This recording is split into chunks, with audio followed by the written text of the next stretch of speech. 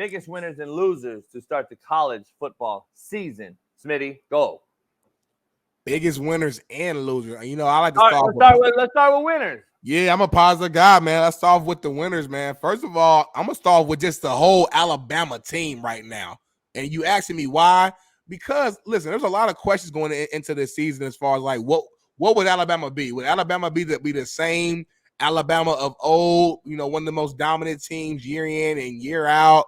We didn't know what to do. New head coach, obviously. So many players transferred out from Alabama after Nick Saban left. And what they do, they come out here and start the season off against a Western Kentucky team who typically gets some pretty good cats and got NFL guys who cover their team a handful every single year.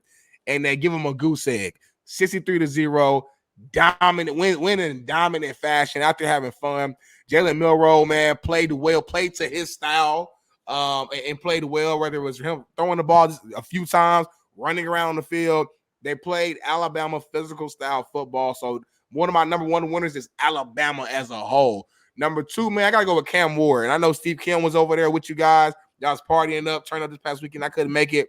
Cam Ward in his debut game for the U, to me, balled out, threw for 300, I want to say 85 yards. I think it was like 3-4 touchdowns. The guy looked poised, standing in the pocket. Look at that dime right there. Like, everybody can't throw the ball like that. To do that against Florida, a rival game. I know Florida's not old Florida, but it's still a big-time game, opening weekend. From the ball the way he did, got to shout him out.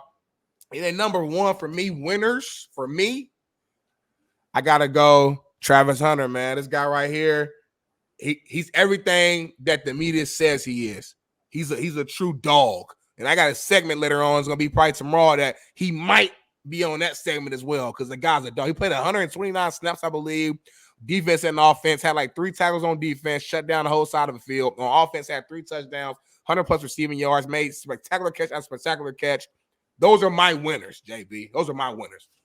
Let me hear from you, though. But before I throw out losers, who are your winners? My winners. Fuck, it's hard, man. It's bad. It's hard? Bad football to watch. It's really hard for me to watch. Take your time. Take your time, JB. It's not just me either, Smitty. I just want to be clear for all the naysayers out here who think that I'm a naysayer. So let me make sure I'm making sense. All the naysayers out there who thinks I'm a naysayer. You are. I'm not the only one, dog. I got Eric Weddle and Super Bowl champ Shaun King calling me after the Colorado game, and all have the same exact sentiment. It's crazy how those guys won Super Bowls in the NFL. But I'm the hater, not them, right? They are too. They're not haters. They're truth tellers, and that's what the truth is. It's bad football, Smitty. Like, there's no denying. Beautiful weekend of football. Oh, one more winner. Miller Moss. Oh. Okay, so the best receiver in football plays at the University of Arizona. Baller. It's not even close. He had 300 yards the other day against a New Mexico team that was feisty in the first half. 4 touchdowns. Arizona ended up pulling away and putting 60 on them, but it was a close game. It was a back and forth first half. New Mexico showed up. Good friend of mine, Bronco Mendenhall, is the head coach there. The winner, to your winners, though, the winner of the weekend, there's a few. One that stands out, though, that no one's talked about on ESPN or any other fucking show, which blows my mind, is a great friend and mentor of mine, Jerry Kill at Vanderbilt. Vanderbilt beat a so-called, supposed to be a uprise Virginia Tech team. And no one's talked about it. Vanderbilt, people, a team that's used to winning 2 or 3 games every year. Jerry Kill has resurrected that place and has already turned that place. And that place, let me be honest, just watching the game, for all you out there that have no clue about football that want to say that they're not very good and all this, that's the most athletic front that I've seen at Vanderbilt since James Franklin was there, when they were beating Florida and they were beating teams at Vanderbilt that they should not have beaten. Vanderbilt's an academic school, and since James Franklin's left, they haven't really been any good. And last night, or Saturday night, up front 7-wise, they look athletic. They got after Virginia Tech. And Virginia Tech was supposed to be a team that people thought were going to shock folks in the ACC this year. And Vanderbilt beat their ass up front and were up in the game. They were down, Smitty. And for a team that's used to losing like Vanderbilt, for them to come back and win that game is a winning fucking culture that's already being created by Jerry Kill, who's a culture winning guy. So shout out to Vanderbilt as a winner. Second one, though, you got to put Georgia Tech in there for beating Florida State. Georgia. We forget about that game because it was it was early in the week, and people don't we kind of forget it because college football season. E-Dub's in the house. Eric Weddle. See you next Monday. My bad, Bailey. Georgia Tech for beating Florida State with all the hype and all the hoopla. Georgia Tech looks like their head coach there looks like he's getting them going. You saw glimpses last year, Smitty. This year, who knows? With the style of play that they have, they could be someone to mess with. And USC, dog, showing up with defense last night against an LSU team and a neutral site, even though it was West Coast and heavily LA populated, 3-hour drive from LA. About time, though. Usually all the games that we play are in Atlanta, right next to fucking the University of Georgia or LSU or some shithole in the South, and we got to go there. So I'm glad they came to Vegas for once and dealt with this humidity on the West Coast, which is a dry heat. It's not that wet-ass swamp heat. And guess what? SC got away with one, so you got to put them in the winning column. So biggest losers, Smitty, go. Biggest losers, man. Again, I'm going with more of teams when I look at this. I got to start off with Clemson, and not because they lost the game. Again, they're playing Georgia. We get it. Georgia's #1 team in the country, trying to win, a third natty in the last 4 seasons. But it's the way they lost. I mean, they had 3 points total. I think when I look at their team stats, they had 188 total yards. Complete domination from Georgia, the Bulldogs, on how they played against Clemson. And just when you think about Clemson, you think about the history and how great they once were. And Dabo Swinney was looked at as one of the premier coaches in the league and in the game. And to see them fall off this cliff, kind of, compared to where they were, it's just a bad look, man. It kind of it hurts my soul as a college football fan who once remembered Clemson being at the top of the mountain, and now they're slowly going down. I know it's one game. I know it's the #1 team in the nation, right now, but still, man, to not compete at all. After we saw so many other smaller schools compete against bigger schools and make games competitive, I just thought that was a big time L for Clemson, and it kind of remove any hope of Clemson going back to old, in my opinion, by how they lost. That's probably my biggest loser, JB. I'm trying to think one more loser if I had to throw on the list. Let me see here. I'm trying to think back at the whole entire weekend here. Who lost? Man. You know what? It's gonna sound weird because they won the game. They won the game. But I don't like how Oregon looked this weekend. I know they won. I think they won by 10 points against Idaho, whatever, 24-14. They won the game. I get it. So, Darnell, what are you talking about? When you watch the game, there was not one point, if you're an Oregon fan, where you're sitting back and you're just comfortable and you feel relaxed. You feel like you got the game won and it's over. It was too close for comfort, and they did not look nearly as dominant as they did last year. They got the new QB over there. I'm losing his name right now, big time guy. And the way they're looking, they have national Dylan. Thank you, Dylan Gabriel. They have national title hopes. If you're in Oregon, that's the goal, right? So if that's your goal, that's not the type of performance that you want to see for a potential national title team. So those are the two teams that comes off the front of my head, JB. But what about you? Oregon's in there but then it's not, because again, my lead into this show is football is as bad as I've ever seen. I mean, why do we just keep going over my statement of how bad football is? So hold on. So Alabama puts up 70 or whatever on that 63, team. yeah. They're supposed to do that. And he came out and was like, let me quiet down the naysayers on all this Nick Saban shit. Nick Saban left, Alabama's going to be shitty thing, right? He came out and beat who was it? Western Kentucky, yep. Who Alabama struggled with a little bit last year, okay? So he came out and was like, fuck it. Let's put the nail in this fucking argument coffin right now. Yeah. So he came out, put his foot down. That's what Alabama team's supposed to do, right? Mm-hmm. Then, and Milroe, by the way, at one point was 4 of 6, 3 touchdowns. I think he ended up being 7 for 9. So 7 for 9. There you go.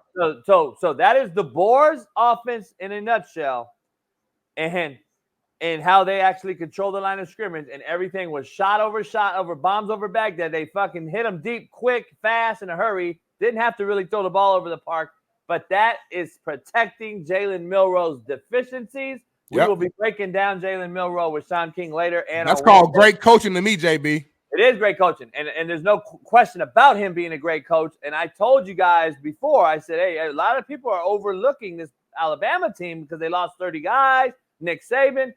DeBoer, if you look at his record over the last 3 years, look at it.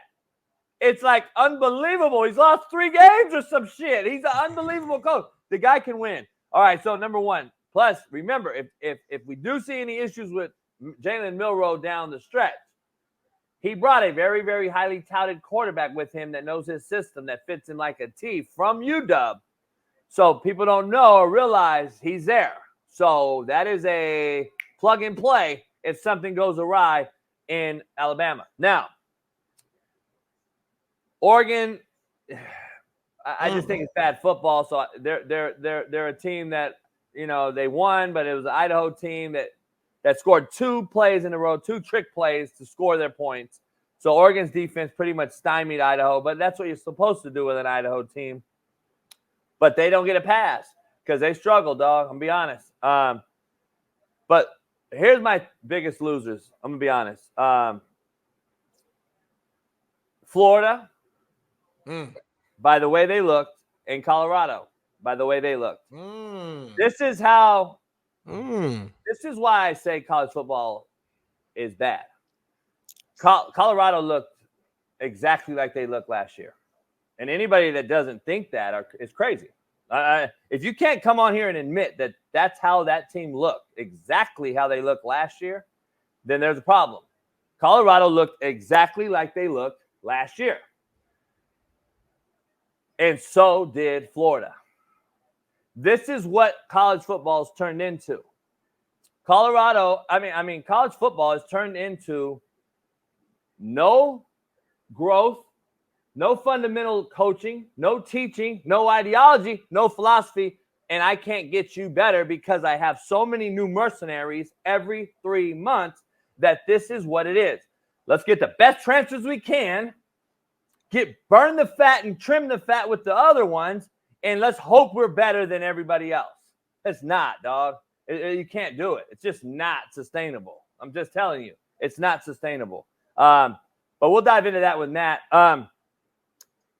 But you got to think that Billy Napier and that Florida team, as bad as they looked, in Gainesville, in Florida, in the swamp, one of the greatest states in the union to recruit from, and you look that bad, dog. When is he fired? I'll be honest. And another loser. The team that beat this team, I did not put in the winner's bracket, but biggest loser, even though it's a new coach, new year, and all that, we just talked about that with the boy in Alabama, is Mike Elko's A&M Aggies look bad. I'm going to be honest. They didn't look very good. They did not look – they looked like they lost some big-time positions. They didn't replace those positions when what's the name? Jimbo was fired. And now, can Mike Elko create a culture? Sure. We'll see. But they didn't look very good, dog. I'm going to be honest. They didn't look very good. And UCLA looked atrocious. They looked atrocious. And I like Deshaun Foster. I told you I thought that kids would play hard for him and stuff. Hawaii, Timmy Chang, good friend of mine, is the head coach at Hawaii. UCLA looked god-awful. And I'm clowning on Twitter and shit, and everyone's clowning. But it did look as bad as his speech. They look bad, dog. They look bad. It's a bad football team. And then I think that's the first time UCLA's gone to Hawaii. So listen, just so everyone's out there is clear, it is hard to play on the Rock. It is hard to play in Hawaii and take that 3-hour backtrack in time and a 5.5-hour flight, get there and lose 3 hours and then play. So just so you were clear, the game was on at 1 o'clock in Hawaii. Okay? You guys know that. That's 4 o'clock here. So a 4 o'clock game here was at 1 o'clock, and that's 3 hours, even though one's not at like 9 in the morning. Yeah. That 3 hours in Hawaii, that 3 hours in Hawaii is daunting, dog. I played there 3 times in Arena Football League. We had to go over there 3 times in 1 year. It is a daunting task to go to Hawaii. And I've had good friends coach in Hawaii forever, Smitty, from June Jones, Timmy Chang, Nick Rolovich. It is not easy to go over there. I don't care what team you are. Now, it's not a pass for UCLA. They should be clear, head and shoulder dominant. Right. But they look bad. I'll be honest. It was very vanilla on all sides of the ball. To your Clemson point, very, very vanilla on both sides of the ball. Offensively, Coach Riley, man, who's supposed to be one of these guru guys on offense, it seems as if Clemson is running offense that they think they're so much better than you that they can run this vanilla shit and still dominate like they did with Trevor Lawrence. They can't. They ain't got the guys. You're right. They ain't got the guys that they used to have. They can't. That's a good point, man. No, I love that, man. Hey, Trail, real quick, Smitty. Trail, I thought you coached, Trail. I thought you'd be more advanced as a coach, Trail. And I thought you would take your Homer goggles off for Colorado and call it what it is. Colorado's defense was the worst defense I've seen in week 1. They're the most ungapped sound defense on defense of anyone I saw all week long. So, Latrell, I don't know where you thought they're better on defense at, but when all white boys are reaching you on the edge, homie, you got a fucking problem in Colorado, Trail. So I don't know what you watched, but they were fucking horrible on defense. And Matt McChesney called me during the game and said so. So we're going to talk about it on this show, but they are god-awful on defense. What does Travis Hunter have to do with their defense, Latrell? See how Homer's changed the motherfucking narrative? He went from defense to, did you see Travis Hunter, JB? What the fuck's he got to do with run fits, homie? Anyway, Smitty, what were you saying? I was going to say, man, I think it's a perfect transition to our next topic because this guy right here, you could technically, if you wanted to, put him on the Biggest Losers list, in my opinion, because after another opening weekend, this man and his team, his LSU Tigers, have lost another week 1 game, and that is Brian Kelly, and he was pissed off. Look at this right here, y'all. 5 straight season opening losses for LSU. The last time they won a season opener is the year they won the Natty. That's how long it's been. I don't know what it is. Obviously, Brian Kelly is pissed, and I think we got a video to show you guys real quick of how he reacted post-game. And we're sitting here again. We're sitting here again talking about the same things. About not finishing when you have an opponent in a position to put them away. But what we're doing on the sideline is feeling like the game's over. And I'm so angry about it that I got to do something about it. I'm not doing a good enough job as a coach. And I got to coach him better because it's unacceptable for us not to have found a way to win. Shut up. I got to shut it up, baby. Sorry. No, JB, I'm going to ask you, could you translate mad. that though, JB? Could you translate what he just said? No, I get like, what is that called? Secondhand embarrassment, homie. It's really secondhand embarrassment. Listen. This is gonna be the realest show on planet Earth, and I'm gonna give you guys seriously and honest takes this year. We're gonna break down real football. Brian Kelly's a good football coach. I'm just being honest. Yeah. Brian Kelly's a good football coach. He wins 10 games at almost everywhere he goes every year. He started at the Division II Grand Valley, won national titles there. He goes to Notre Dame, wins 10 a year, goes to a Natty, gets beat by Alabama, but played. He's won everywhere he's been. Now, can he win the last game of the year? Maybe not. But he's won. He's been places that he's done a great job at. LSU is I look at it, Smitty, as how do I equate this? They're a team where you got historical talent, historically. But when he took the job, is now doing this fake reenactment of himself to appease the LSU base. Mm. And I think it's being seen through. Mm. And now he has to start all over. And I don't know if it's sustainable. I really don't.